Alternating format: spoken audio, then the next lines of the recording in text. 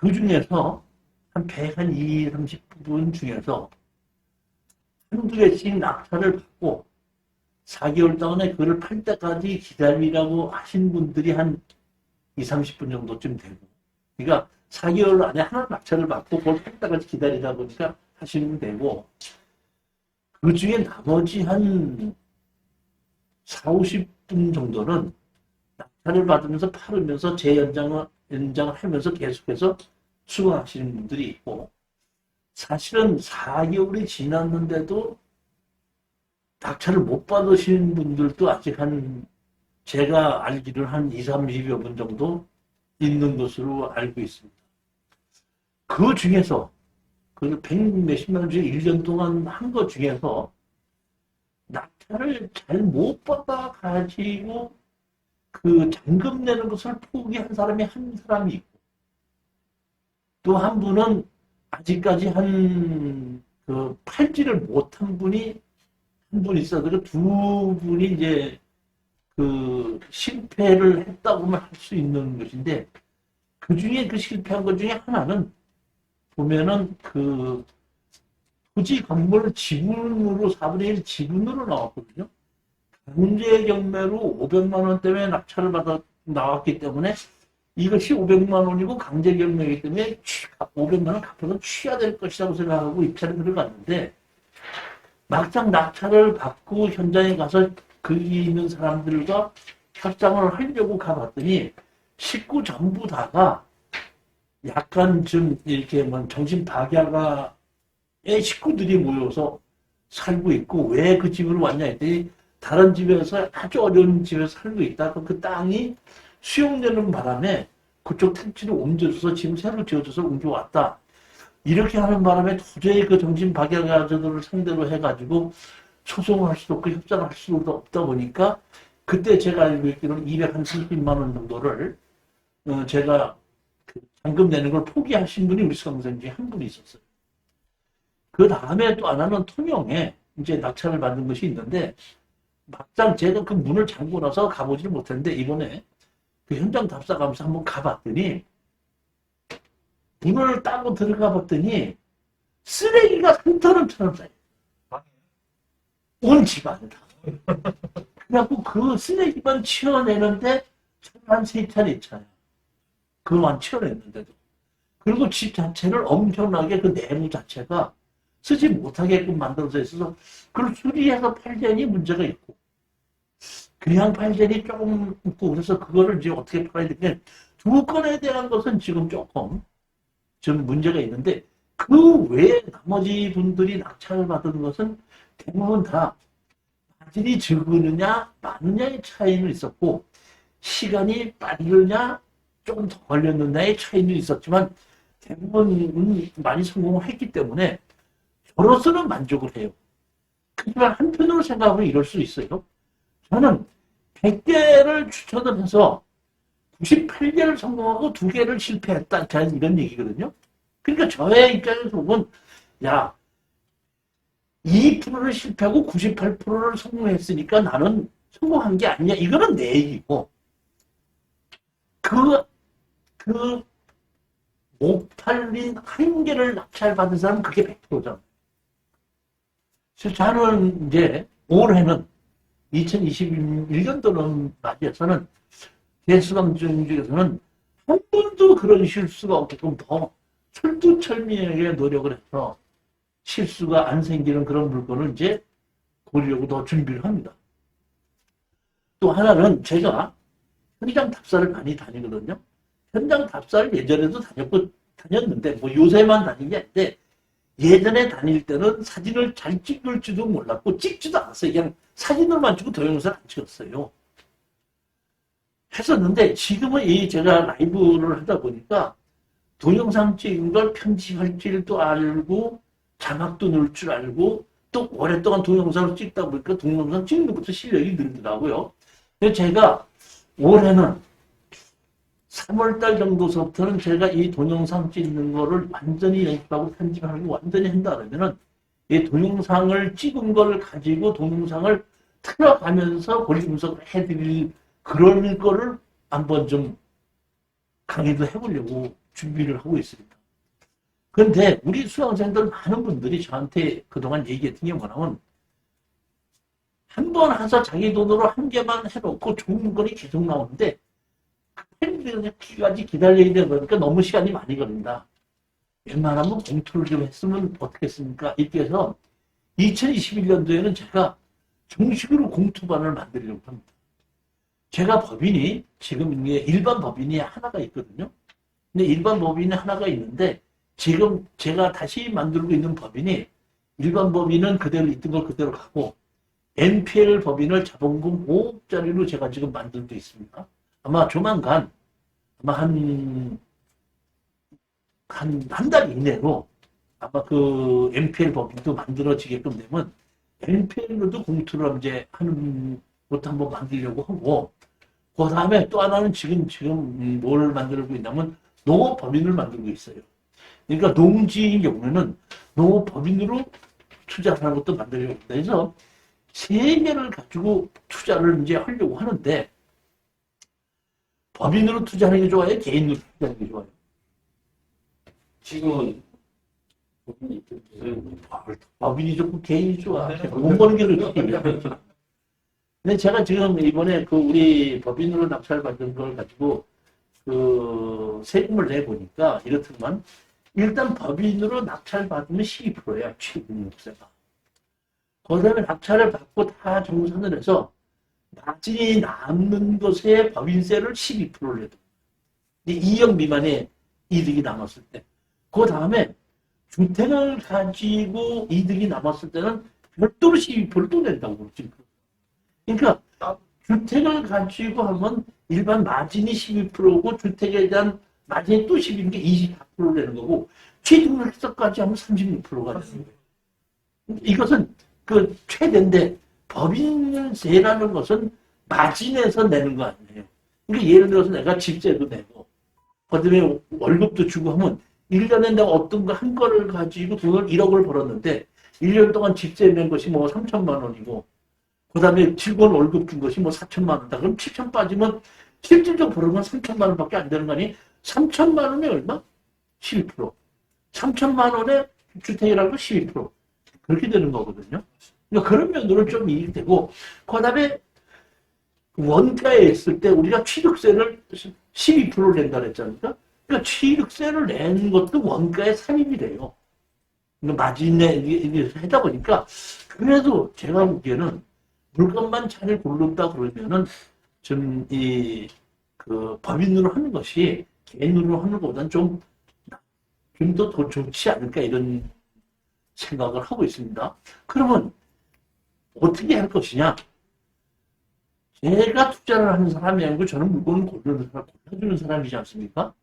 그러다 보니까 제가 법인을 이제 만들어서 제가 법인을 만들고 있어서 제가 대표이사를 할 수도 있겠지만은 주식은 여러분들이 이제 제가 그 이사진들을 이제 뽑아서 500만 원이든지 이렇게 내서 그분들이 이사진들로 하고 평상시에 관리하신 분들 그분이 500만 원 냈다면 7명이면 3,500만 원 아니?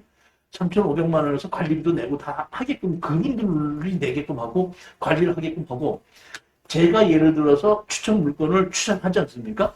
그러면 그 7분 중에서 다 검토를 하고 조사를 해갖고 4분 이상이 이거 투자해도 좋다고 하게끔 되면은 그걸 확인하고 공투에 올리고 그래서 이번에는 그 기본 이사진들이 얼마를 들어가고 나머지 공투는 얼마를 받겠다 이렇게 하고 같이 그 이사진들하고 저하고 낙찰받는 것이 중요한 게 아니라 파는 게 중요하지 않습니까? 같이 다 팔아갖고 마진이 나오게끔 되면은 제가 그 팔고 돌아준 데 대한 그 컨설팅 비용으로 제가 순수한 마진의 10%를 제가 갖겠다는 거고 나머지 5%는 거기 이사진들이 수고를 하고 그동안 경비 쓴 거를 그 사람들 그걸로 채우자 이런 얘기예요. 현장 가보기도 하고 밥 먹기도 하고 뭐 탑사도 해야 되고 또 입찰 보러도 가야 되고 협상을 하려면 협상하러도 가야 되고 이런 비용이 있지 않습니까? 그런 비용은 5%를 그걸로 하고 나머지 85%를 가지고 투자자 전원들에게 공평하게 어떻게 나누게끔 되는데 그 나누는 것은 투자 어떤 물건을 이제 우리가 공투를 한다 그러면 그 잔금을 낼 때에 그 투자금을 내게끔 되지 않습니까? 그러면 그 내는 돈을 차입으로 잡고 빌리는 거죠. 법인에서. 갖고 마진을 남는 걸 갖고 공동하게 나눠가지고 이자로 주게끔 되는 거죠. 그러니까 투자자들은 그 이자 소득세를 본인이 개인이 이제 뭐 1년에 내가 낙찰을 받아서 뭐 얼마를 투자했더니 3천만 원을 벌었다. 3천만 원을 벌었으면 버는 것이 뭘로 벌게끔 된 거죠? 이자 소득세인데 이자 소득세에 대한 것을 개인이 또 다시 내야 된다. 이런 방법으로 해서 제가 운영할까 생각합니다.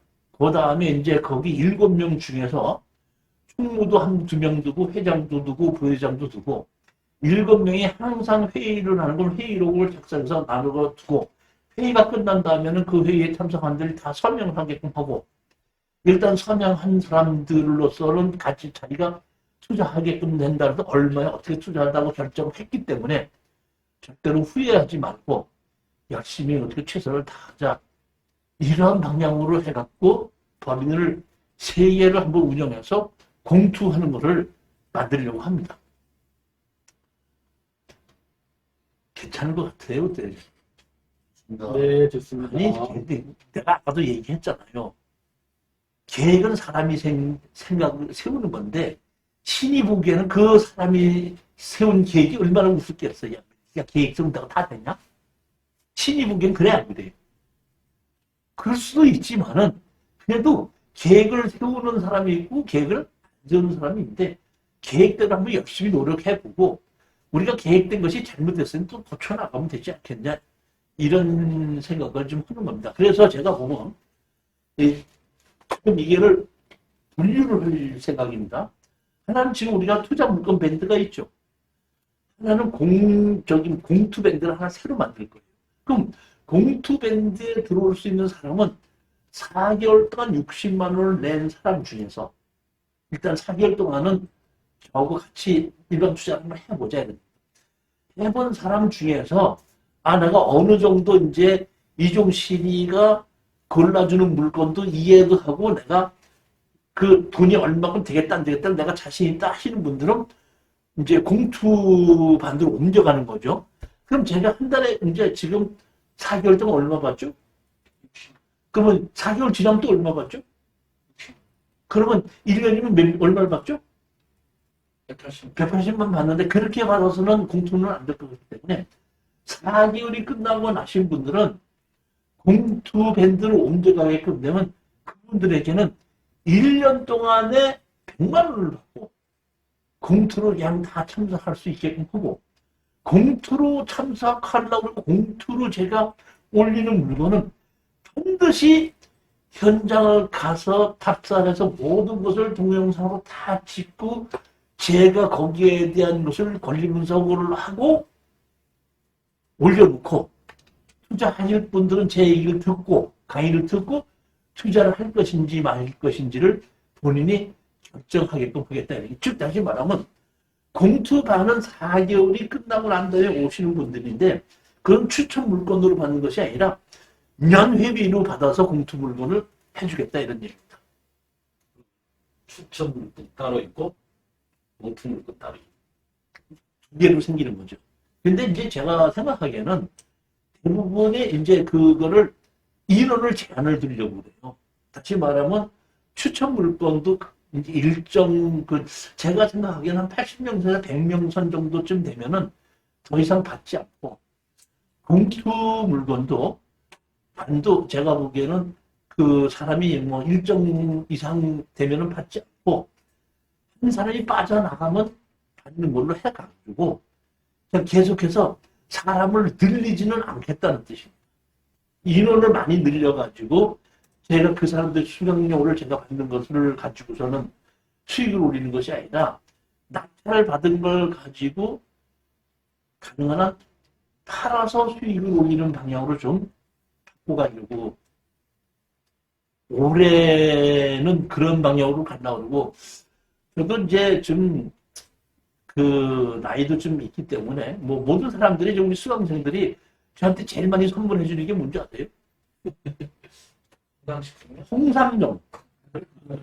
홍삼액은 상당히 많아서 1년 내내 먹어도 돼. 그러니까 나를 보고 네가 건강해야지 나한테 돈 벌었다지 해줄 거 아니냐. 이제 이런 얘기인데 강의를 많이 하는 것보다는 이제 웬만한 강의는 동영상으로 다 돌리게끔 하고 이제는 추천 물건들은 낙찰 받는 걸로 하고 낙찰 받고 나면은 그 우리 낙찰 받은 그 공투 임원들하고 같이 해결하러 다닐 거야. 그렇게 해서 수익을 좀 놓치는 방향으로 그렇게 하려고 생각을 지금 하고 있습니다. 그렇지만 나는 공투 안 하고 나 혼자서 개인이 혼자서 하겠다 그러면은 공투방으로 오지 않고 그냥 개인적인 투자 현재처럼 투자 물건을 하는 것은 그대로 또 할 거거든요. 그대로 할 예정이니까 본인이 그냥 잘 판단해서 하셔도 아무 문제가 없고 하여튼 계획은 그렇게 잡아서 하고 있어서 이 공투방에는 제가 현장 답사를 가서 이거는 공투를 하면 좋겠다 하는 것은 반드시 동영상 촬영을 해서 공투방에 올리겠다 이제 이런 거죠. 그리고 그거는 그 실전 투자 물건을 해주는 걸로 한 것이 아니라 그냥 그 회비를 받아서 운영을 하겠다. 1년에 제가 보면 100만 원 받는다 그러면 한 달에 한 8만 원 꼴 정도 받는 건가요? 8만 원 꼴 정도 받는 건데 제가 이 공투방에 올리는 물건은 제가 전부 다 100% 현장 답사를 가보는 것이 조건이고 그다음에 낙찰을 받으면 뒤처리하는 것도 제가 거의 같이 참석하는 걸 원칙으로 하기 때문에 제가 보기에는 그런 정도를 제가 그 수익이 그러니까 대지자가 움직일 수가 있는 경비가 좀 되기 때문에 제가 한 달을 내가 움직이려고 할 때 기본 경비가 들어가는 게 있지 않습니까?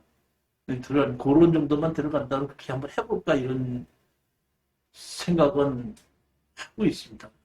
그래서 그것이 언제부터 시작할 거냐 그러면 구정을 지나고 그 내년 3월 달서부터는 한번 그렇게 해볼까 이런 생각 중이고 그 안에 제가 동영상 찍는 거나 그다음에 편집하는 거나 이런 걸 좀 더 열심히 해가지고 뭐 저한테 직접 강의를 듣지 않더라도 편집해 놓은 동영상 올려놓은 것만 봐도 이 물건이 돈이 되겠다 안 되겠다 하는 것을 판별할 수 있을 정도까지 만들어 보려고 그러는데 지금도 제가 동영상 찍고 편집하면서도 이렇게 느끼는 게 내가 이걸 좀 더 이렇게 찍어야 되는데 이렇게 찍어야 되는데 그래서 많이 좀 고쳐나가고 있는데 그 한 몇 달 전보다는 지금 제가 보면 확실히 제가 찍는 것도 편집하는 실력도 좀 늘었는데 한 2개월만 더 하게끔 되면 더 실력 좀 더 늘지 않을까 이런 생각 중입니다. 그 다음에 저기 잠깐 얘기했는데 이제 앞으로 이제 보면은 그 2월 달서부터는 매월 넷째 주 금요일 날은 현장 답사를 같이 다니는 걸로. 이 현장 답사 예전에 현장 답사는 제가 미리 다 가서 조사해보고 거기만 갔었는데 이제는 그렇지 않고 한 번도 나도 가보지 않은 물건을 골라갖고 처음서부터 옆집 가서 물어보고 이장한테 물어보고 동해 가서 물어보고 건축가 가서 물어보고 하는 걸 전부 다 같이 하는 그런 그 현장 답사를 이제 하려고 하고 제가 판단하기에는 아직까지 제주도도 상당히 그 투자 물건이 좋다 이렇게 생각하기 때문에 두 달에 한 번 정도는 그 제주도 물건을 답사를 하려고 그러는데 원래 이제 그 두 번째, 네 번째 짝수 그 첫 번째 그 금요일 날 갔다가 토요일 날 오는 걸로 이제 계획을 잡았었는데 이번 만약의 경우에 2월 초에 그것이 안 된다 그러면 둘째 주나 세 번째 주로 바꿔서라도 한번 제주도를 한번 가볼까 생각 중입니다. 코로나만 큰 문제가 아니라면 그런 생각도 가고 코로나만 큰 문제가 아니라면 여러분하고 같이 현장 답사를 가서 현장 답사에서 어떤 인식으로 어떻게 조사를 해야지 되는지 그런 걸 한번 좀 같이 한 그런 과정도 늘리려고 합니다. 그러니까 가진 제 얘기는 뭐냐면 정규 과정은 가능한 한 동영상으로 돌리겠다는 얘기고 실질적으로 투자와 가서 현장 조사하는 거와 낙찰받고 뒷처리하는 거를 좀 더 강화시키겠다 이런 얘기고 그 명수도 그 뭐 들어오는 사람도 없다 이렇게 얘기하면 할 말이 없겠지만은 어느 정도 그 명수 이상이 된다 그러면 제가 보기에는 이 정도 이상 넘으면 문제가 있다 이렇게 생각할 때는 더 이상 저희가 보면 수강생을 받지 않고 그러니까 3월 달서부터는 수강생을 딱 받지 않고 그냥 현재에 이제 등록 안 하고 빠져나가는 사람이 있으면 채우고 그 빠져나가는 사람이 없으면은 다 채우지 않고 그냥 가는 걸로 그런 방향으로 지금 바꿔 나가려고 합니다. 그러니까 지금은 돈 내는 것이 하나밖에 없었는데 지금 두 개가 되는데 하나는 추천 물건 강의를 듣는 것이 하나고 하나는 저기 공투 물건 하는데 저기 회비를 내는 겁니다. 회비를 낸 사람에게만 제가 공투 물건을 설명해주고 추천해주고 낙찰받고 같이 해결해주고 그러는데 공투반에서 이제 그 법인마다 그 이사진들을 한 7명 정도를 모아가지고 집행하고 낙찰을 받고 뒤처리하고 하는 것을 이제 같이 한번 해보려고 그렇게 준비 중에 있습니다. 자, 계획은 누가 세운다 그랬죠? 행위 보기에는 그 계획이 우습다, 우습다.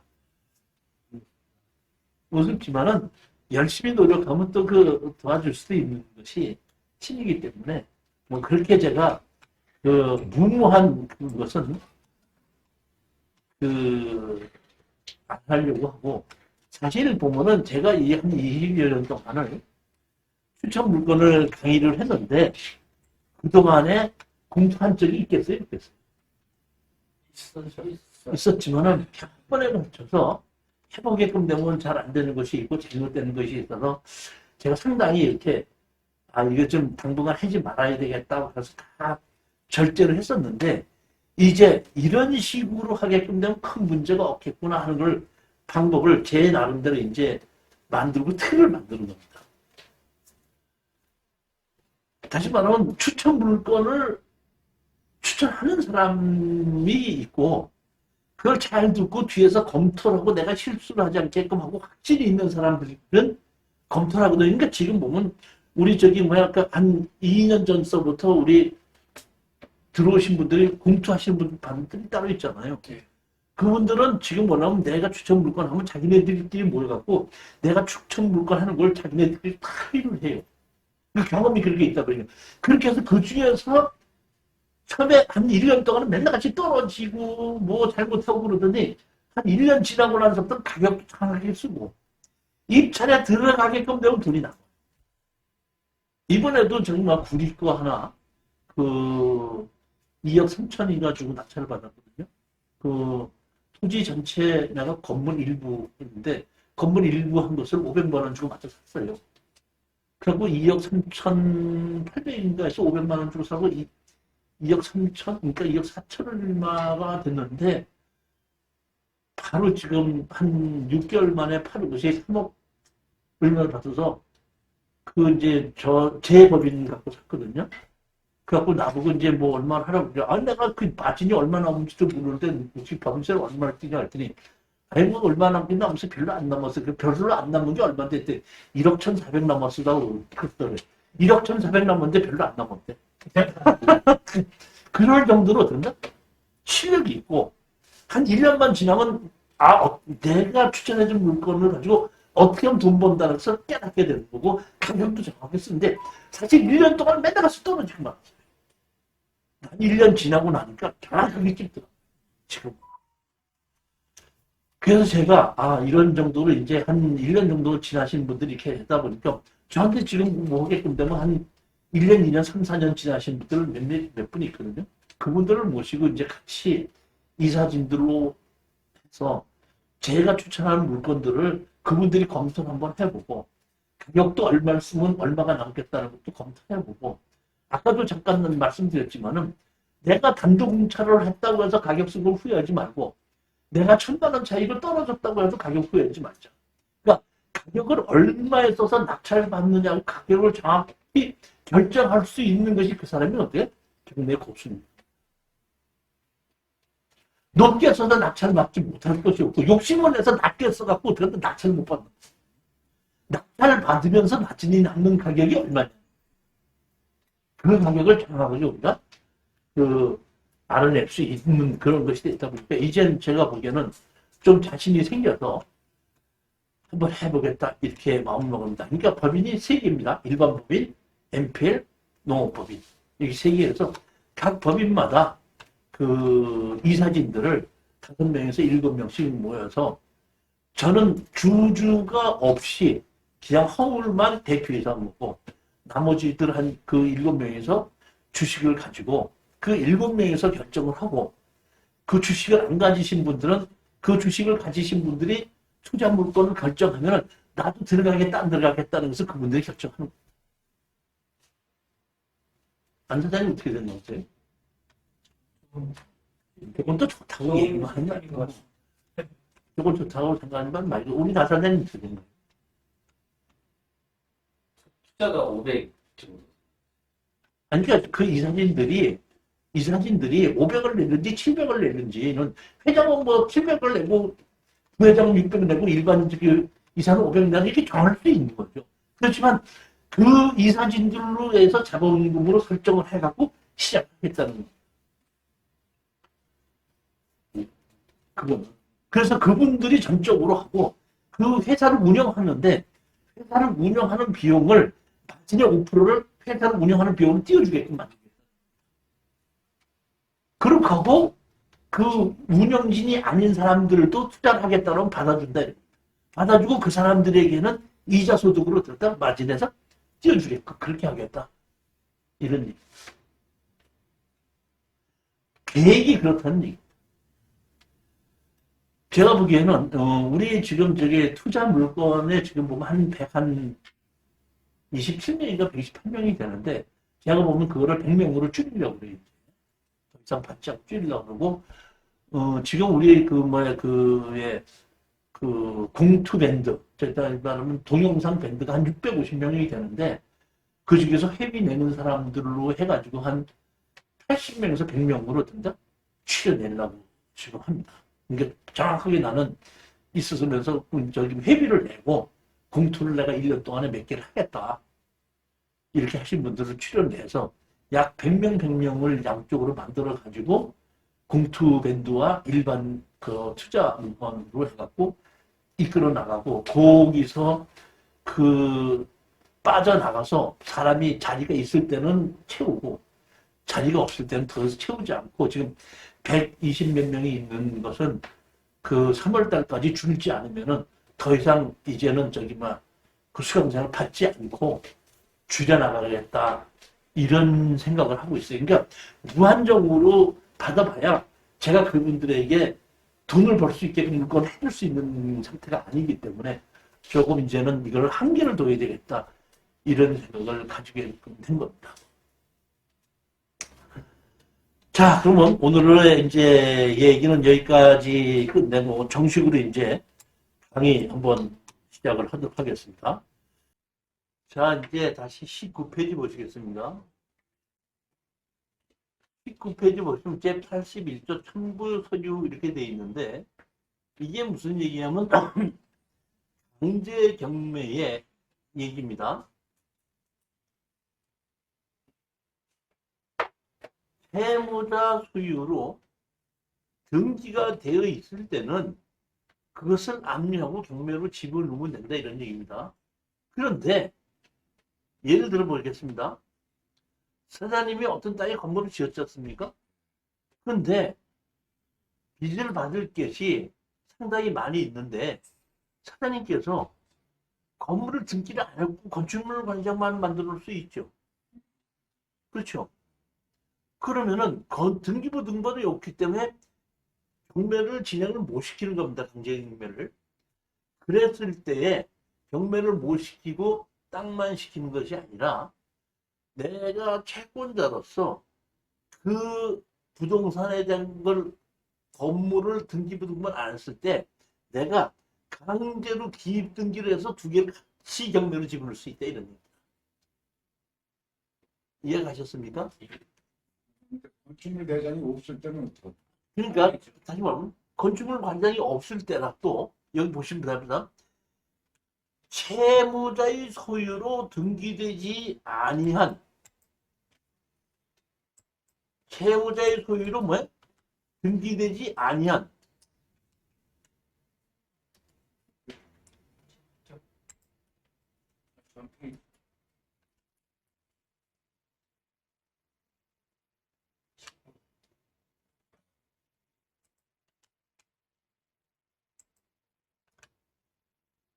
채무자의 소유로 등기되지 아니한 왜 내가 이러지? 부동산에 대해서는 즉시 채무자의 명의로 등기할 수 있다는 것을 증명할 서류. 즉, 이 얘기입니다. 자, 보십시오. 건축물 관리장이 있으면 건축물 관리장이 그 사람이 있기 때문에 그대로 된다? 등기를 할 수가 있잖아요. 하면 되는데, 반대로 이럴 수는 있습니다. 건축물 관리장이 없을 수도 있죠. 건축물이 그 건축물 관리장이 없다는 얘기는 건물이 없다는 얘기가 아니라 건물 준공 서류를 진행을 안 시켰다는 뜻이거든요.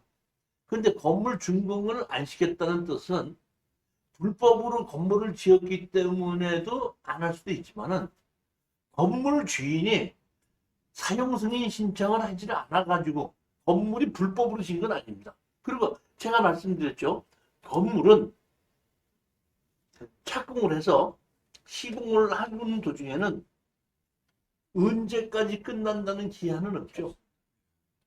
10년이 지나든지 20년이 지나든지 어떠나 공사는 그대로 하는 걸로 될 수 있지 않냐 이런 얘기입니다.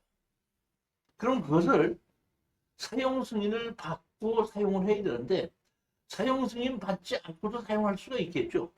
건축물 관리장만 안 만들어놨을 뿐이지. 이때에 건물의 그 건축물 관리장이 있기 때문에 평수도 나고 주인이 누구라는 것도 나오고 번지수도 다 나오지 않습니까? 그럴 때는 건축물 관리대장이 없어도 기입 등기가 가능합니다. 강제로. 다시 말하면 어느 설계 사무실을 통해서 어느 구청에다가 건축 허가를 받아서 건축 허가를 받기 위한 면적, 건폐율, 용적 이런 것이 다 있지 않습니까? 건축주까지 다 있지 않습니까? 있는데 그것을 어떤다? 사용 승인을 받지 않았기 때문에 건축물 관리장이 없을 때는 그 서류 허가를 받은 거를 가지고 신청을 해서 건축물 관리장이 없는 건물도 강제로 기입 등기할 수 있다는 얘기입니다. 그런데 이것은 강제 기입할 수는 군청이나 구청에다가 건축 허가를 집어넣지만은 건축 허가를 받지 않았기 때문에 그러니까 다시 말하면 사용 승인을 받지 않았기 때문에 건축물 관리장이 없으면 강제 기입 등기를 해주는데 애초에서부터 몇 평에다 어디다 어떻게 친 것이 없지 않습니까? 그럴 때는 강제로 기입 등기, 강제 기입 등기는 안 됩니다. 강제로 기입 등기할 수 있는 것은 정식으로 건축 허가를 받았으나 건축물 관리장이 없는 것은 강제로 기입 등기를 합니다. 그러니까 먼저 번에 지금 화성거 저기 경계선을 넘어가지고 그 건축물 맛이 안 나왔다 했지 않습니까? 하지만 허가 받고 뭐 한 소리는 다 있지 않습니까? 그렇기 때문에 그거는 어떤다? 강제 기입 등기라고 건축물 관리자 없는데도 강제 기입 등기를 하고 건물만 경매를 놓던 것이 되지 않습니까? 그때는 된다. 근데 군청이나 구청에 가봤더니 아예 허가받은 소리가 없을 때는 강제 기입 등기를 안 해줍니다.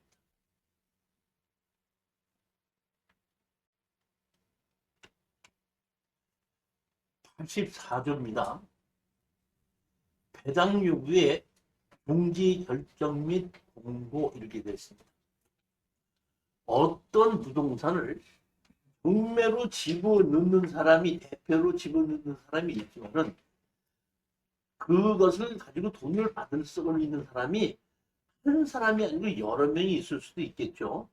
그 여러 명이 있을 수 있을 때 그때 그 부동산에 관해서 돈을 받을 것이 있는 사람은 뭐를 해라? 결정을 해놓고 날짜를 정해놓고 그것에 대해서 돈을 받을 수 있는 사람은 어떤다? 언제까지 해라 해놓고 종료하지 그 이후에는 된다? 더 받아주지를 않는다는 겁니다.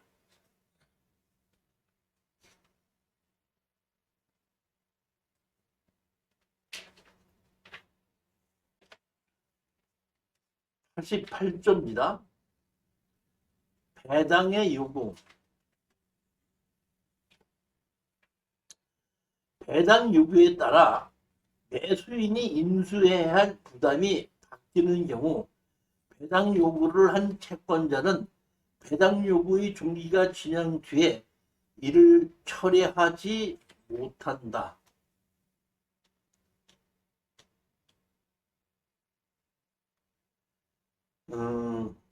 자 보십시오. 어떤 분이 집에 전세를 들어갔습니다. 전세를 들어가서 전입을 하고 확정일자를 받아놨습니다.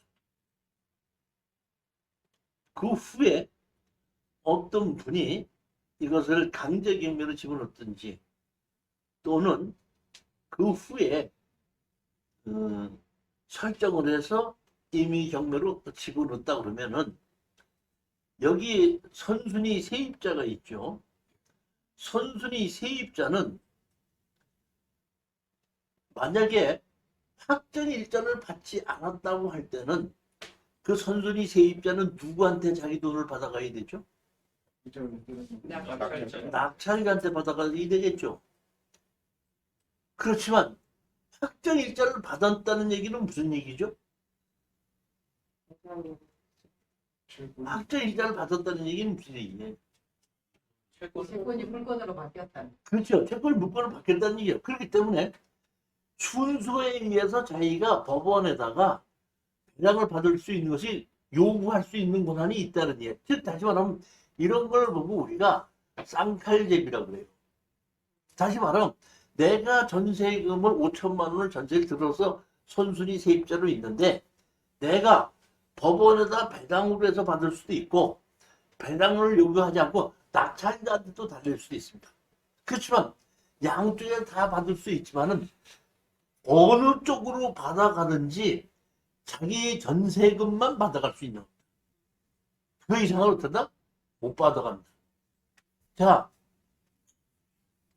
이것이 배당 요구에 지나고 난 다음에 배당 요구 철회를 하지 못한다.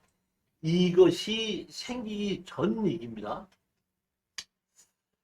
어떤 분이 가서 봤더니 그러니까 대항력이 있는 세입자가 있어요. 세입자가 있는데 강제 경매로 나왔는데 이분이 배당 요구를 안 했어요. 그러면 낙찰자한테다가 돈을 받겠다는 얘기죠. 그러면 우리 낙찰자의 입장에서 보면은 그 사람의 전세금을 우리가 물어줘야 되죠. 그러니까 예를 들어서 1억짜리가 7천까지 떨어졌는데 전세금이 5천만 원이라고 그러면은 내가 5천만 원을 물어줘야 되죠. 그러면 7천만 원 주고 사고 5천만 원 주고 사면 내가 물어주면 1억 2천 주고 사는 거죠.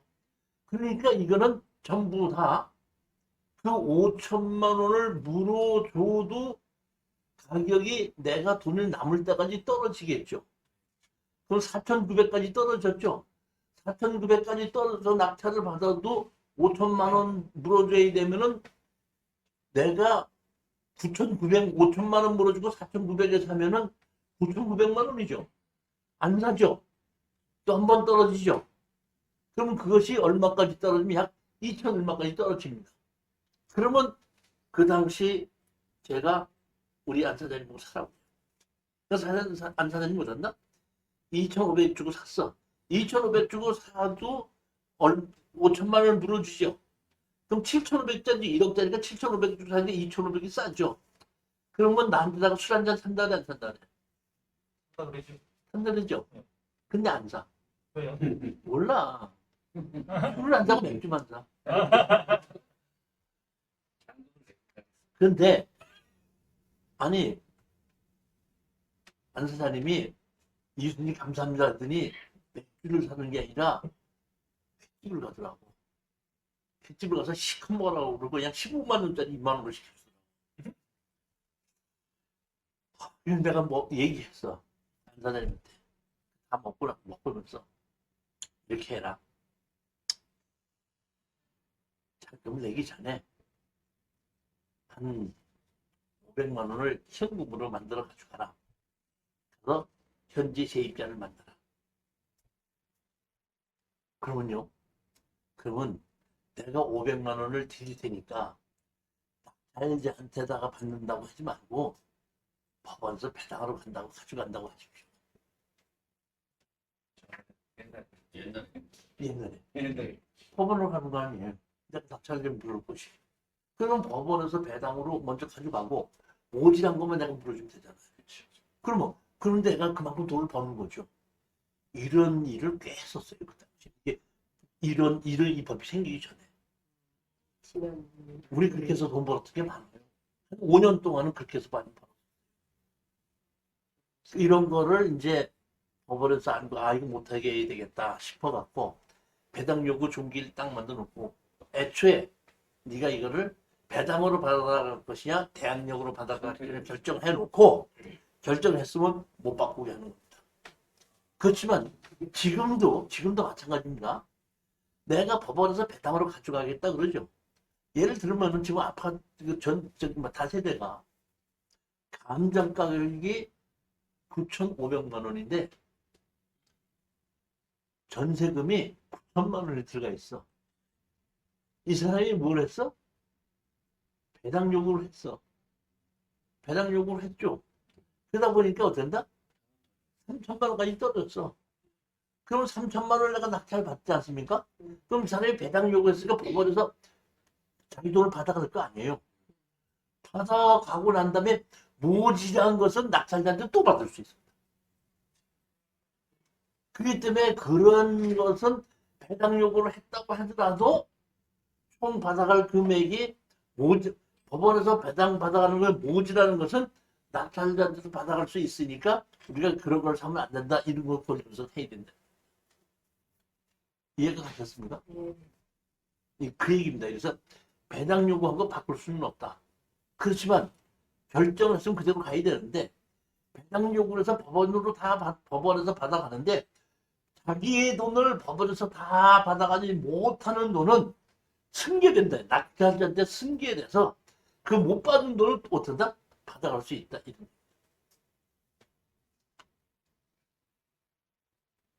그게 건물 전체 토지 지분의 공용이 전세금은 예를 들어 전세입자가 들어왔는데 건물은 경매로 진행되지 않고 땅만 경매로 진행될 수 있지 않습니까? 네. 그러다 보니까 전세금을 다 못 찾아갈 수가 있죠.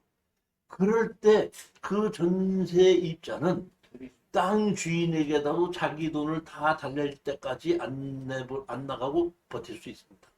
땅만 낙찰받은 사람이죠.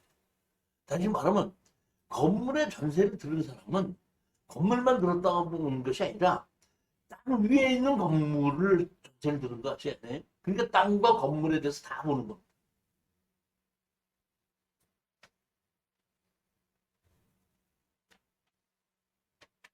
(91점입니다) 정확하게 이해하고 가시는 거예요.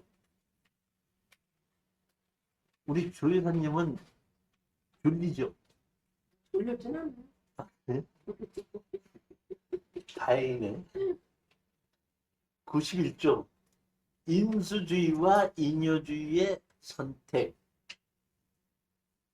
경매를 신청하는 사람이 있는데 경매를 신청했다는 것 자체는 자기가 돈을 받아갈 것이 있는데 받질 못하니까 그 경매를 집어서 받겠다 이런 뜻 아닙니까? 그 얘기죠. 그런데 경매를 집어넣는데 집어넣은 사람보다 선수리들이 다 많다 보니까 배당을 하다 보니까 그 경매를 신청한 사람에게도 돈이 한 개도 안 갈 수도 있죠. 그러면 낙찰을 받으면 진행이 됩니다. 진행이 돼서 법원에서 배당을 했다가 경매를 신청한 사람이 배당을 못 받아가면은 그것은 무이인여로 해가지고 그 건물 자체, 그 부동산 경매 자체가 된다? 취하가 됩니다. 그렇기 때문에 우리가 아셔야 될 것은 선순위가 얼마 있느냐 이런 얘기거든요. 근데 이게 보면 저당이 있고 근저당이 있죠. 저당과 근저당의 차이는 뭡니까? 또 똑같아요. 참. 아마 저당하고 그렇죠. 근저당이 다르죠. 똑같아요. 근저당은 저 최고 한도액에 대해 가지고 이전에 해서 저 받아갈 수 있는 거고 저당권은 거기에 대한 그 저당 그 물품만큼만 받아. 제가 그 말씀을 드리는 거거든요. 다시 말하면 외형상으로 보면은 2억이 설정이 돼 있다는 얘기예요. 그런데 낙찰은 1억 5천이 된 거예요. 그런데 은행에 가서 조사를 해보면은 근저당 설정은 2억을 해놨는데 다 갚았기 때문에 실질적으로 받을 건 3천만 원밖에 없다. 이럴 수도 있지 않냐 이런 얘기. 그런데 무인형가 아니라는 거예요. 외형상이지. 그러니까 근저당 설정의 앞에 돼 있을 때는 실질적으로 갚아야 되는 금액이 얼마인가를 알아서 이녀냐 무인녀로 봐야지 외형만 보고 된다? 이녀다 무인녀다 할 수는 없다 이런 얘기다.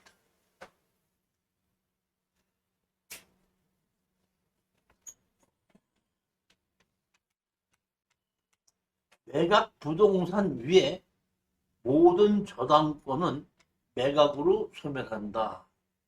매각에 의해서 전부 다 인수와 소멸이 있는데 기준권리보다 앞서 있는 그 저당권이나 이런 것은 전부 다 어떻게 한다?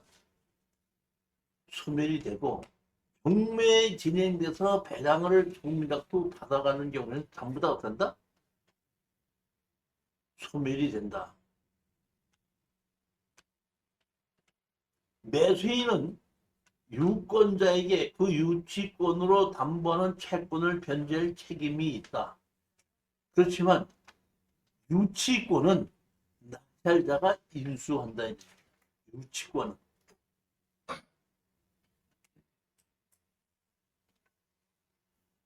(93조) 경매 신청의 취하. 경매 신청이 취하되면 압류의 효명은 소멸된다. 매수 신고가 있은 뒤 경매 신청을 취하는 경우에는 최고가 매수 또는 매수인과 114순위 매수인에게 동의를 받아야 그 효력이 생긴다. 아까 강제 경매가 있는데 임의 경매는 잔금을 내기 전에 채권 채무 관계가 해소되면 취하가 되는데 이거는 뭐야? 강제 경매입니다. 강제 경매인 경우에 최고가 매수인에게 동의를 받아야 효력이 생긴다 그랬죠. 아까 강제 경매인 경우에는 낙찰을 받고 나면은 잔금을 내기 전이라도 취하를 시키려면 동의를 받아야 된다는 얘기가 요 얘기입니다. 96조 부동산의 멸실 등으로 말미암은 경매 취소. 먼저번에 우리 안선인가가 이런 것이 경매가 나온 것이 있었는데 안 사장님이 들어오시기 전이니까 아마 모르셨을 텐데 다시 말하면 그 집과 땅이 농가주택이 경매가 나왔어요. 나왔는데 낙찰을 받았거든요. 낙찰을 받았는데 잔금 내기 전에 그 집이 부진했더라고요. 그래서 한 4분의 1 정도가 탔어요. 그럼 그건 어떤다? 들어가고 경매 취소해갖고 둘이 난 걸로 해서 건물은 빼놓고 땅만 가지고 경매가 된다? 다시 시작한 적도 있습니다. 그 다음에 우리 저기 엊그저께 저기 일산에 갔더니 건물 허물었죠. 건물 없었잖아요. 근데 건축물 관리장고 등기부등본은 살아있어요. 살아있죠. 근데 경매로 집어넣는다고 했을 때에 보면 그 건물까지 같이 경매로 집어넣는다고 하면은 어떤다? 취소가 될 수 있어야 됩니다. 취소가 된다. 된다. 근데 이제 우리 봤더니 건물과 건축물 관리장 등기부등본 살아있는데 건물은 빼놓고 땅만 경매로 집어넣지 않습니까? 그렇기 때문에 우리는 그걸 경매로 낙찰을 받으면 된다 이런 얘기요. 그렇지만 이게 아시려면 우리가 낙찰을 받았지 않습니까? 무슨 화면이 안 나오대요.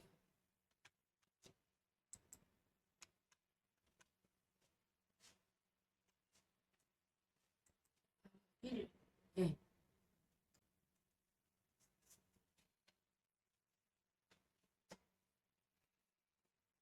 우리가 낙찰을 받으면은 거기다가 건축허가를 받아야 되잖아요.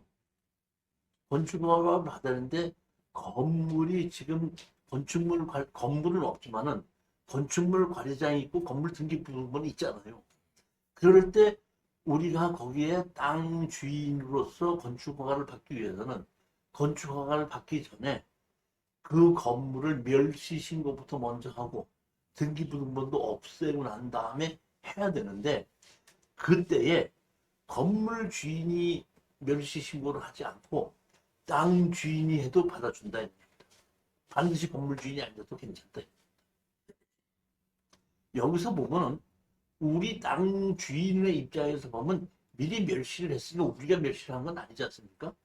근데 만약에 경우에 건물이 있을 때에 멸시는 우리가 할 수 있지만은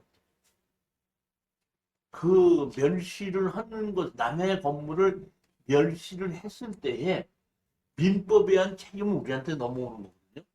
그렇기 때문에 제가 건축법인에서 보면은 빈집 정리해가지고 구청에서 그 빈집을 어떤다? 정리하게끔 해서 그 민법의 건물을 허무는 것에 대한 것을 책임을 우리가 어떤다? 벗어날 수 있게끔 조치를 해놓고 허물어야 된다 이런 겁니다.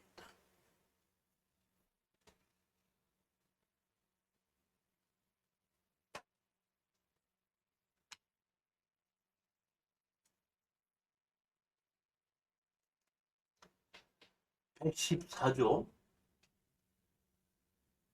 차순위 매수 신고.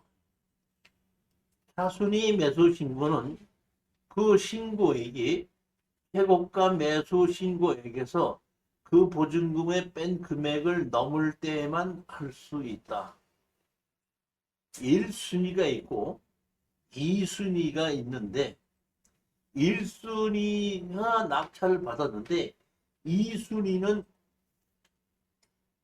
차순위 신고해요 못해요? 할 수가 있는데요. 보증금 10% 내에서. 3순위는 해요 못해요? 3순위는 그 2순위가 안 하면 3순위가 할 수가 있죠. 보증금 10%나 차이만 있습니다. 다시 말하면 낙찰자가 잔금을 안 내면 10%가 귀속이 되죠. 예.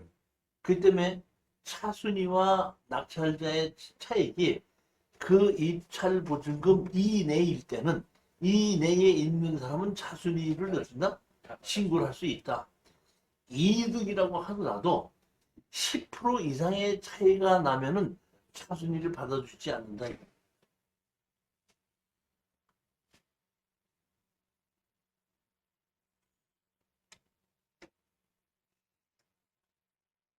제 130조 매각 허가 여부에 대한 항고 이렇게 되어 있죠.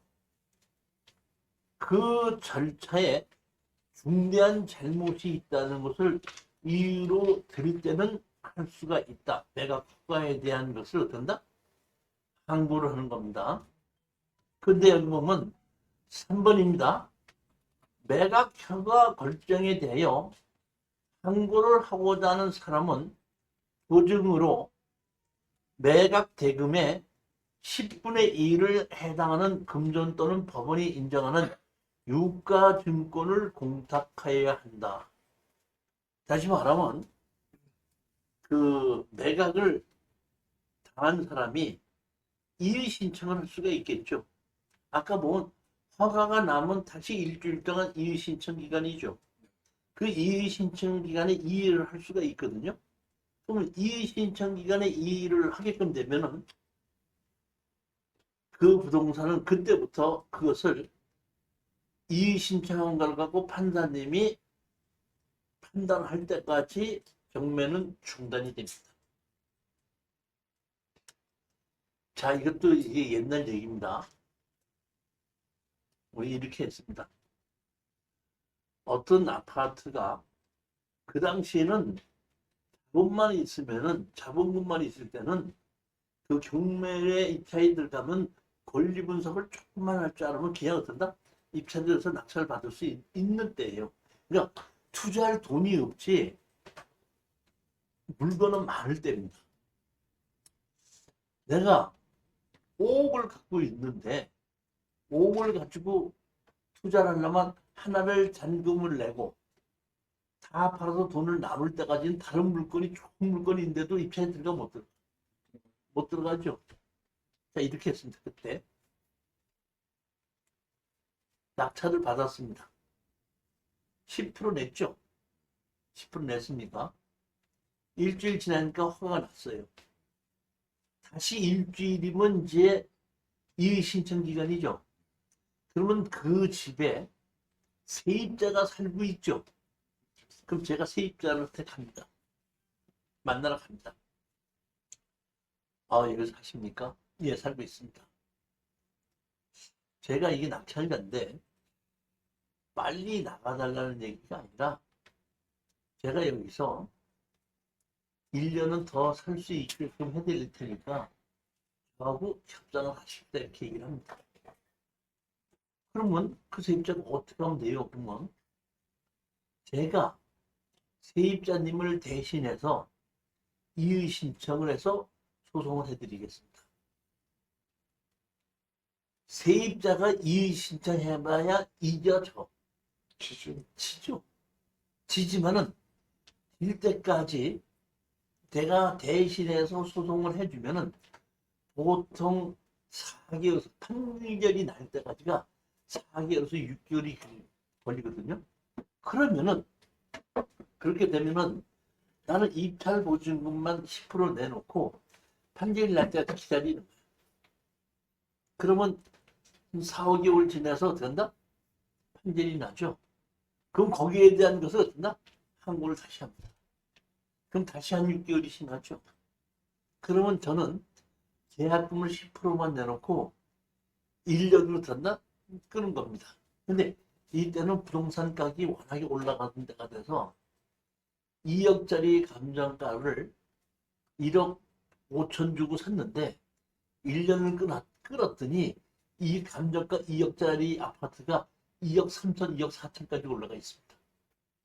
그러니까 우리는 조금 더 갖고 있다가 팔면 돈이 되는데 내 돈을 잔금을 다 내놓고 기다릴 것이냐 10%만 내놓고 기다리는데 10%를 내놓고 기다리는 방법은 거기 세도를 사는 사람이 어떤다? 이의 신청을 해서 소송을 해주게끔 하는 방법. 그렇게 해서 한 1년 지나고 나면은 그 이의 신청한 그것이 기각으로 끝나고 잔금 내라고 나오거든요. 그럼 잔금 내라고 나오니까 그때 잔금을 내고 그 세입자한테는 이제 가서 당신 1년 살았으니까 이 정도 됐으니까 이제 이사 나가십시오 하고 나가면서 감정가 올라가면 바로 그때 바로 팔고 빠져나오면 돼요. 그러니까 잔금을 내고 계약금만 걸고 한 1년쯤 끌었다가 잔금 내갖고 더 올라갈 때 바로 팔고 바로 또 빠져나옵니다. 그러니까 우리는 그 당시 보면은 계약금만 걸어갖고 한 서너 개를 어떻게 한다? 계약금만 갖고 소송을 집어넣고 한 개에다가 돈을 집어넣고 그걸 세 개로 나누어서 집어넣고 어떻게 소송을 하면서 기다려가. 이런 일이 있는 것을 법원에서 알고 음. 우리가 이제 이렇게 할 수 있다고 강의를 하고 뭐 하니까 알고 안 되겠다 싶어가지고 그 이의 신청하는 사람도 우리 낙찰 받은 사람은 10%를 걸었지 않습니까? 이의 신청하는 사람도 어떻게 10%를 걸어. 그리고 만약의 경우에 니네들이 진짜로 이기면 10% 돌려주는데 쓸데없는 거 가지고 시간 끌게 했으면 그 10% 어떤다? 몰수한다. 이렇게 갖고 쓸데없는 거 소송 들어오는 걸 못하게끔 막. 근데 그 소송 기간 중에 돈을 갚아버리면 그 저거 돼버리잖아. 다시 취하돼 버리잖아. 못 갚는 건 뻔히 알으니까. 집값이 올랐어. 아니, 그 최단이 아니면 그돈 뭐가 있었어, 그동안. 이런 거 강의할 때 안 오셔.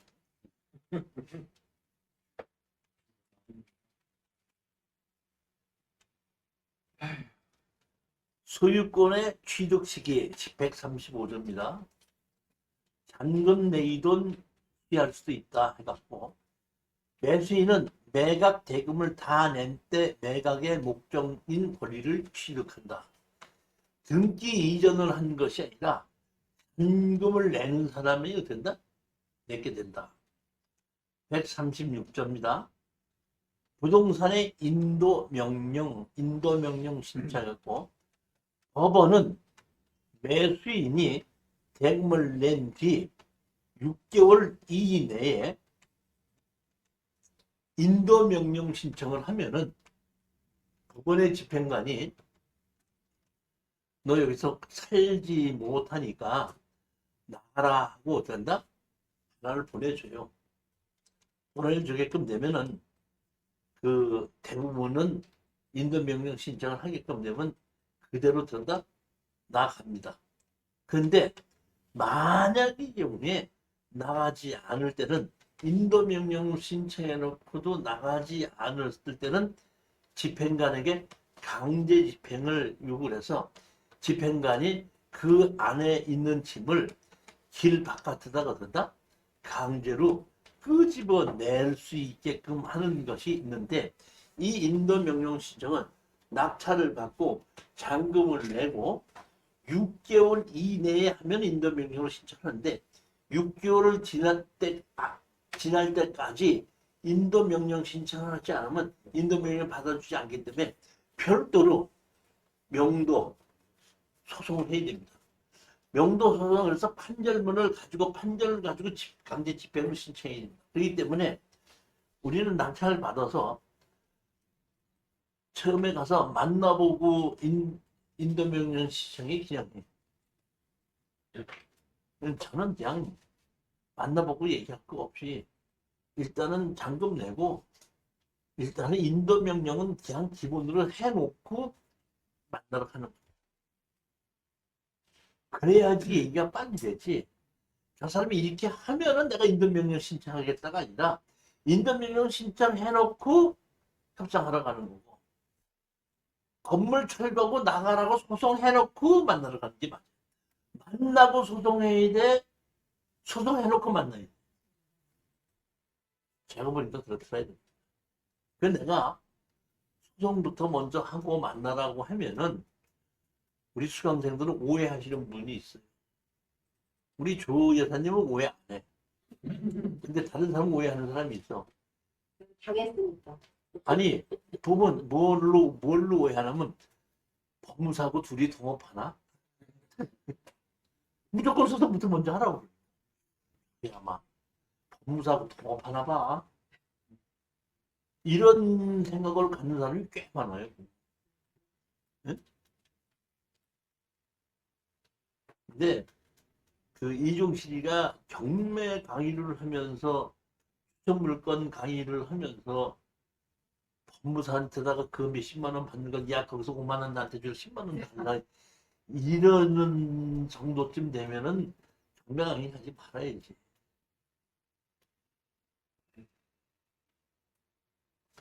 저기 뭐야 그 이 대박당굴의 도로에 대해서 저기 뭐야 저게 많이 오잖아요. 집이가. 그러면 그거 이제 상담을 해주고 30분 상담에 15만 원을 받더라고. 근데 가끔가다 조금 그 희한한 거는 그 대박 땅권이 이제 저한테 넘겨주기 때문에 지금 한 4건을 했는데 내가 저기 상담을 해줬으니까 우리 대박 땅권이 자기한테 왔지만은 돈은 자기가 받았지만은 나한테 줘야 되는 게 아닙니까? 오늘 얘기인데 아니다 그냥 그대로 써라 이렇게 하는데 내가 그러는 사람이 법무사고 동업을 하겠습니까? 절대로 오해하지 마시기 바랍니다.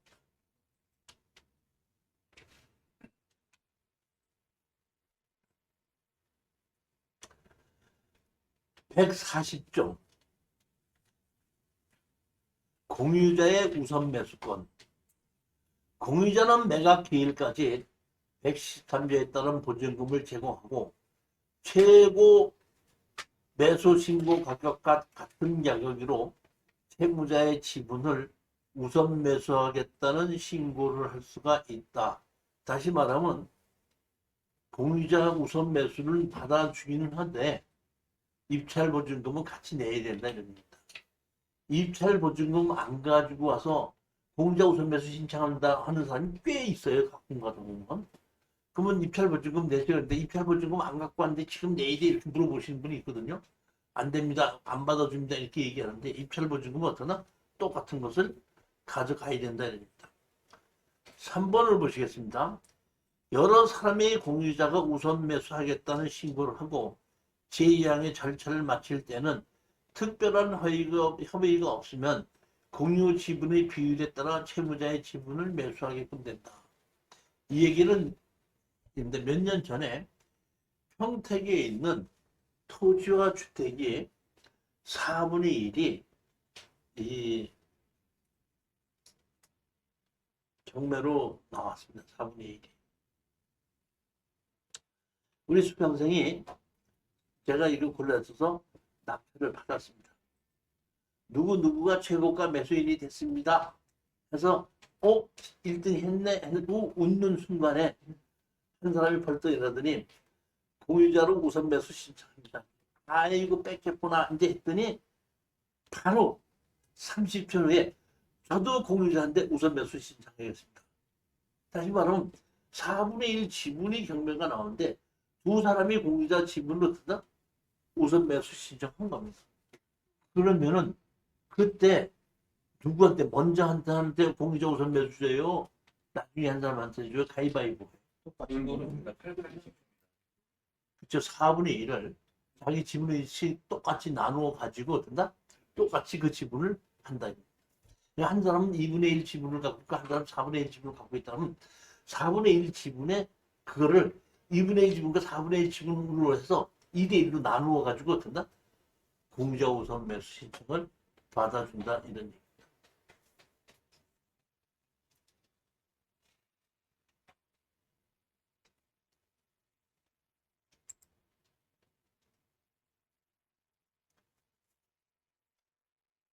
제 148조 배당받을 채권자의 범위 이렇게 되어 있는데 제일 먼저 배당 요구의 종기까지 경매 신청을 한 압류 채권자 배당 요구까지 배당 요구 종기까지 그 부동산에 대해서 압류를 하고 그 다음에 배당 요구를 하게끔 되면 이 사람들은 어떤다? 배당을 해준다 이런 얘기입니다. 근데 배당 요구를 하지 않으면 줘요 안 줘요? 저렇게 틀린 얘기를 하지 말면 안 된다는 얘기예요. 배당 요구를 하지 않아도 등기부 등본에 올라가 있는 권리는 전부 다 당연히 그냥 배당을 한다. 등기부 등본에 올라가 있는 이유. 그러니까 등기부 등본에 올라가 있는 사람도 등기부 등본에 설정 2억 이렇게 돼 있죠. 설정 2억이 돼 있는데 내가 어떤다? 받을 돈은 3천이다. 3천 배당하고 요구를 하게끔 만들어 드는데 혹시 그거를 배당 요구를 하지 않으면은 법원에서 그 사람에게 네가 받을 돈이 얼마인가를 신고해라 이렇게 나오면 그 된 것을 신고를 한 걸로 해가지고 내가 배당을 해준다. 그거는 등기한 사람에 한해서 그렇죠. 그렇죠? 등기하지 않은 사람의 전세를 했는 사람은 그냥 뭐 전세 등기를 했을 수도 있고 전세 등기를 안 했을 수도 있지 않습니까?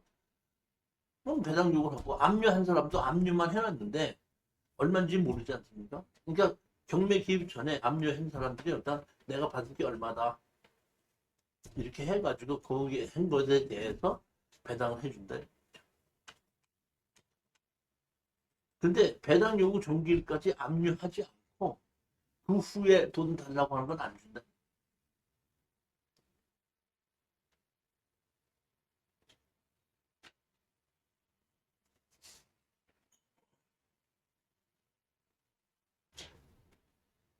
(258조입니다) 집행관은 채무자로부터 점유를 빼앗아 채권자에게 인도하여야 한다. 채권자나 그 대리인이 인도받기 위하여 출석한 때에만 한다. 강제집행은. 강제집행의 목적물이 아닌 동사는 집행관이 제거하여 채무자에게 인도하여야 한다. 제3의 경우 채무자가 없는 때는 집행관은 채무자와 같이 사는 사리를 분명할 지능이 있는 친족 또는 채무자의 대리인이나 공인에게 그 동산을 인도하여야 한다. 채무자와 제4항은 작은 사람이 없는 때에는 집행관은 그 동산을 채무자의 비용으로 어떤다?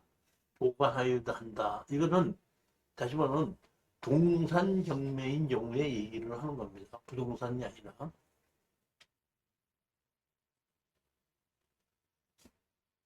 (260조) 대체집행.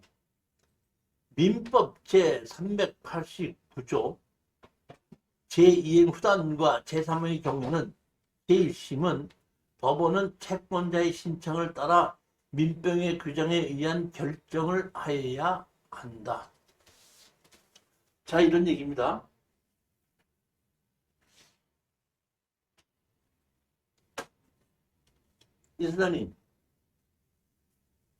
이 사장님이 이제 만약의 경우에 3척의 집을 낙찰받았다 이런 얘기. 건물 그걸 철거할 때까지 어떤다? 치료를 내놔라. 이렇게 소송을 했더니 상대편이 재판에 출석하지 않으면 그냥 판결을 내려줄 수가 있죠. 건물을 철거하고 치료를 줘라. 할 수가 있죠. 그러면 그 건물이 건축물 관리장에서 돈을 받을 수 있는 권한이 있기 때문에 그 건물을 등기부 등본이 없어도 강제로 기입 등기라고 경매로 집어넣을 수 있습니다. 그런데 건축물 관리장도 없고 애초에 건축 허가를 받을 것도 없죠. 그러면은 제가 강제 기입 등기는 안 된다고 그랬죠. 그렇지 않습니까? 그러면 내가 지료를 주도하고 해서 판결을 받았지만은 그 건물은 경매로 집어넣지 못합니다. 그리고 판사님이 어떻게 한다? 건물을 철거하라고 판결을 내렸죠. 그런데 나가지도 않고 철거도 안 하고 어떻게 한다? 그 자리에서 계속 살고 있어요. 그럴 수도 있지 않습니까?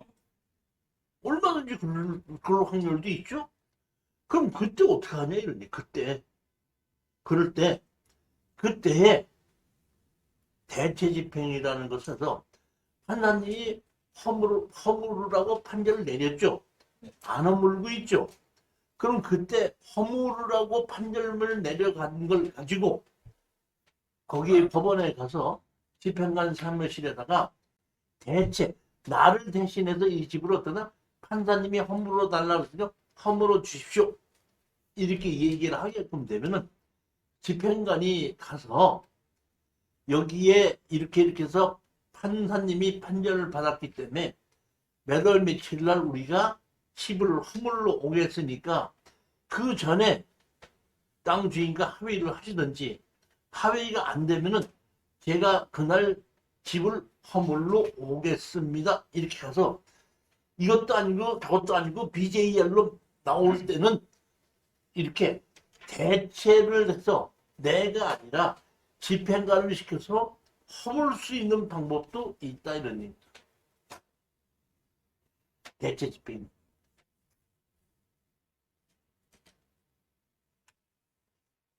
(261조) 간접 강제라는 것도 있습니다. 우리가 어저께 고속도로를 갔다 왔는데 저기 뭐야 나보고 되게 씩씩하게 본다고 그러시더라고 차를. 그게는 이제 좀 그렇게 운전하지 마라 위험하게. 그거를 그렇게 말하자고 좋게 표현한 거예요. 뭐냐면 제가 어저께 한 180까지도 막 갔거든요. 근데 180 그러면 손님이 많은 것 같기도 하지만은 제가 쿠웨이트에서 근무할 때는 180, 190 보통 먹고 다녔어요. 거기서 뭐 그렇기 때문에 그냥 들고 다녔는데 또 우리가 한국에서 차를 잘 만들어갖고 잘 나가. 근데 고속도로는 몇 킬로죠? 100킬로죠. 근데 130, 140 놓고 달리면은 말릴 수 있어 없어? 아 근데 말릴 수 있는 방법이 없잖아. 그렇죠? 그럴 때 어떻게 한다? 간접 강제라는 방법이 있어서 그거를 가지고 어떻게 한다? 카메라로 찍어서 너 여기서 100km인데 130km 달렸네. 그럼 어떻게 한다? 벌금 내.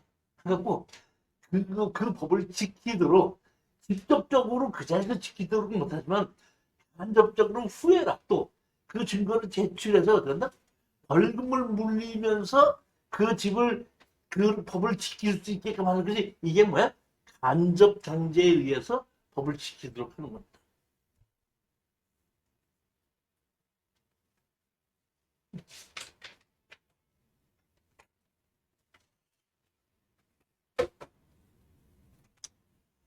(264조) 보시면 부동산에 대한 경매 신청 담보권을 실행하기 위한 설정이 돼 있을 때 받아준다 이런 얘기고, 경매 개시 결정을 송달할 때에는 송달이 돼야 된다는 얘기. 송달이 해야 될 때는 시작이 되는 거고.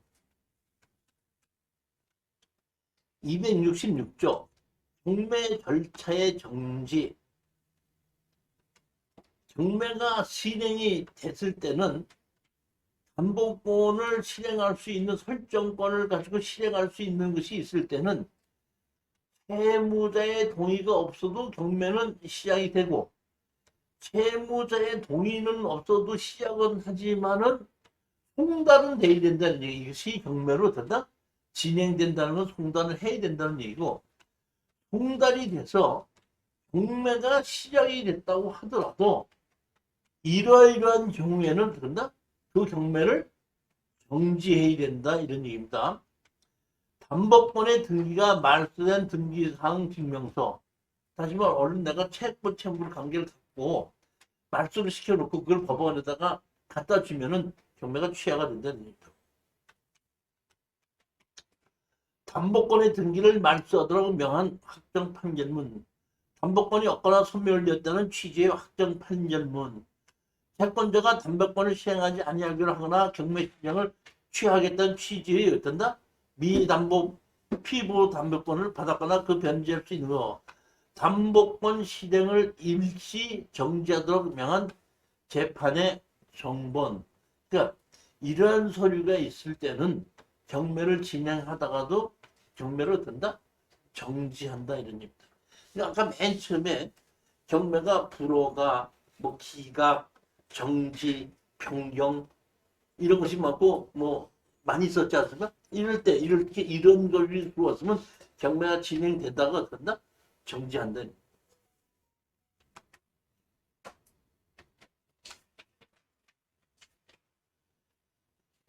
280조 가압류 명령입니다. 가압류는 어떤 사람이 나에게 줄 돈이 있는데 주지 않았을 때에 그 사람에게 그것을 경매를 진행시키기 위해서 돈을 받기 위해서 소송을 하는데 저 사람이 나에게 돈을 줄 것이 있다는 것을 판결을 받아야지 경매로 강제 경매를 지불할 수가 있지 않습니까? 그런데 이렇게 판결을 받는 것이 몇 개월이 걸릴 수 있지 않습니까? 이렇게 걸릴 수 있을 때에 이때 채권자가 채무자가 채무 회피를 하기 위해서 어차피 자기가 재판에 질 것 같으니까 그 부동산을 다른 사람 이름으로 돌려놓을 수도 있지 않습니까? 그렇기 때문에 가압류는 재판을 하기 전에 먼저 가압류해 놓고 빼돌리지 못하게 가압류를 해 놓고 난 다음에 어떻게 한다? 소송을 하는 겁니다. 그러니까 가압류는 재판하지 않고 그냥 받아준다 이겁니다. 그런데 이 가압류를 가지고 또 악용할 수도 있지 않습니까? 예를 들어 보십시다.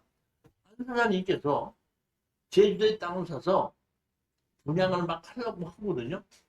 근데 내가 이렇게 봤더니 안 사장님 지금 나하고 기분 나쁘게 했거든. 왜?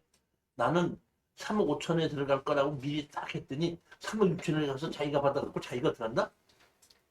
개발해서 파는 거야. 나하고 좋아 나빠. 그러니까 내가 나는 돈을 못 벌어도 저 안 사장님이 하는 일을 어떤다 내가 방해를 해야 되겠다 해갖고 안 사장님이 개발을 해갖고 팔으려고 막 할 때가 어떻게 감리를 쳐놓은 감리는 재판 없이 한다 그랬죠. 내가 감리 쳐놨죠. 감리를 쳐놨으니까 분양이 돼야 안 돼. 근데 안 사장님이 자기 돈으로 샀어 대출받아서 샀어. 그리고 내 재판 끝날 때까지 분양도 못하고 대출이자 내야 되죠. 애를 먹이는 거. 그래서 졌어? 알아서 그럼 졌어. 지금 되는 거야. 그리고 1년 동안 어떻게 한다? 소송에서 끌어갖고 그 상대편을 어떻게 한다? 애를 먹일 수 있다. 이런 경우에 있을 수 있다. 하면은 손해배상 청구할 수 있죠. 나중에 문제고. 그리고 그때 입증이 돼야 되니까. 왜 난 돈을 받을 게 있는 걸로 해갖고 했는데 보니까 판사님이 아니라고 그러니까 할 수 없이 포기했다는 얘기지 일부러 손해보게끔 한 건 아니죠. 실질적으로 그럴 수가 있지 않습니까? 내가 실질적으로 안 사람의 돈을 받을 게 없이 있는데 압류해놓고 해놨는데 안 사람 먹고 하다 보니까 증거가 없으면 아니야 하고 이중실이 어떻나? 할 수도 있지 않습니까? 실질적으로 볼 수도 있죠. 그렇기 때문에 이렇게 가짜에 가지고 할 때는 압류만 하지 말고 압류만 해놓고 소송도 안 걸어놓고 가만히 있는 거예요. 소송해봐야 내가 지금 소송 비용 들어가고 소송 지니까 뭐만 해나? 압류만 해놓고 그냥 가만히 있는 거예요. 그러니까 6개월이고 1년이고 가압류만 해놓고 기다리는 거야. 왜? 가압류는 재판 없이 할 수 있으니까.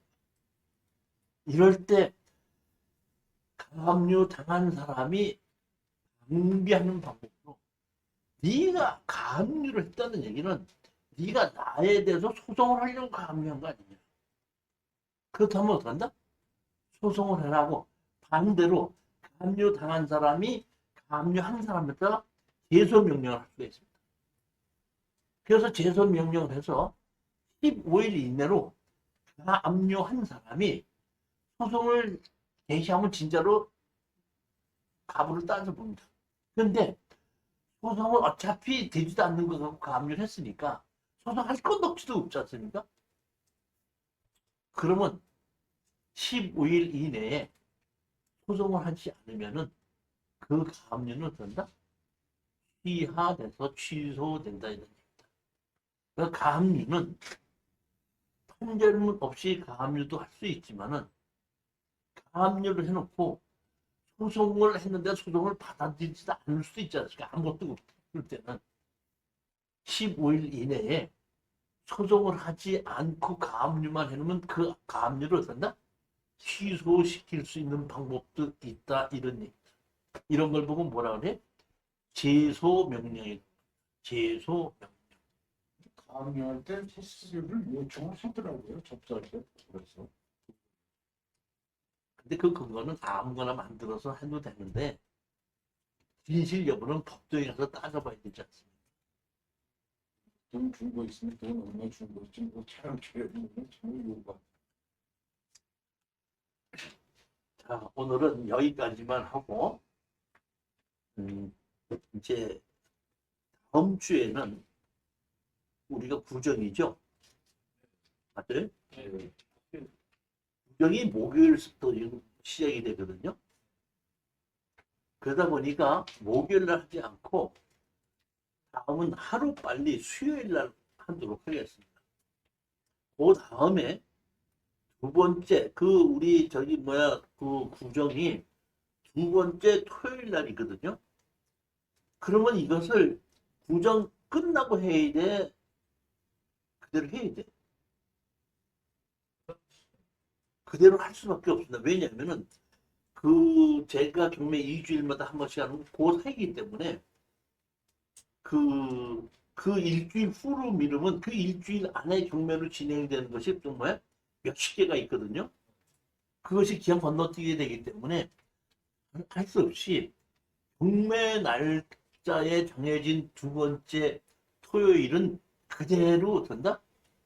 토요일 날 그 연휴 기간이지만은 그대로 진행을 하겠다는 얘기입니다. 그런데 그 두 번째 토요일 날 오전 11시에 하고 오후 3시에 두 번을 했는데 그날은 오전에 하는 11시는 없고 오후 3시에만 하려고 합니다. 그리고 또 하나는 뭐냐면 목요일서부터 연휴에 들어가다 보니까 제가 보통 수요일 날이나 목요일 날 만들어가지고 우편으로 붙였지 않습니까? 우편으로 자료를 보내줘도 연휴기 때문에 여러분들이 받을 수가 없어요. 그래서 제가 생각하기에는 좀 빨리 해서 월요일 날쯤에는 만들어서 붙이고 월요일 날이나 화요일 날쯤 만들어서 붙여서 화요일 날이나 수요일 날쯤에는 뭐 받을 수 있게끔 하고 수요일 날 오시는 분은 와서 가져가시면 됩니다. 그리고 우편으로 받지 못하시는 분들은 메일로 저한테 요구를 하면 메일로 보내드리게끔 되면은 그날 두 번째 토요일 날 3시 전에 메일로 받아서 프린트를 해서 제 강의하는 걸 보시면 되고, 그런데 저는 이게 칼라로 이렇게 만들어서 보기가 좋은데 그냥 나는 칼라 프린트가 없어 나쁘다 하시는 분은 그 다음 주에 오시게끔 되면은 제가 다시 어떡한다? 드려도 되고 그 구정 지나고 난 다음에 우편으로 보내달라고 하시는 분은 보내드릴 수도 있다는 거죠. 그러니까 추첨 물건 강의는 구정 연휴지만 그대로 진행을 하겠다는 얘기인데 일주일 연기를 시킬 수가 없겠다고 맛만 봐도 그대로 진행하겠다는 겁니다. 자, 다음 주에는 언제 한다고요? 수요일 날 오후 3시에 하고 저녁 7시에 하고 하루 빨리 하도록 하겠습니다. 자, 오늘 강의 들어서 고생하셨습니다. 안녕히 들어가십시오.